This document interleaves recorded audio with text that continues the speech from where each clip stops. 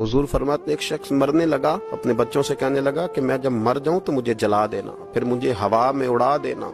पुत्र मुझे उड़ा देना, मुझे बड़ा डर लगता है। अगर रब ने मुझसे हिसाब पूछा तो मैं काबिल नहीं हूँ, अगर उसने मुझसे हिसाब लिया तो बड़ा सख्त हिसाब लेगा। हुजूर फरमाते हैं, बुखारी में मौजूद है, उसके बच्चों ने इसी तरह किया। उसके मरने के बाद उसे जलाया, हवा में उड़ा दिया। अल्लाह के महबूब फरमाते हैं, रब करीम ने हुक्म दिया जमीन को कि इसके जर्रात को जमा करो। जमीन ने जर्रे जमा किए, खुदा ने हुक्म दिया तो उसका वजूद फिर से उसी शक्ल में आया। तो रब करीम ने फरमाया, ये जो तूने वसीयत की तो क्यों की? अल्लाह जानता है कि नहीं जानता? ये की तो क्यों की? तो रो पड़ा, कहने लगा, अल्लाह मेरे अंदर तो ताकत नहीं थी तेरे सामने खड़ा होकर हिसाब दे सकूं, तुझे मनाने के लिए तेरे खौफ से डर गया।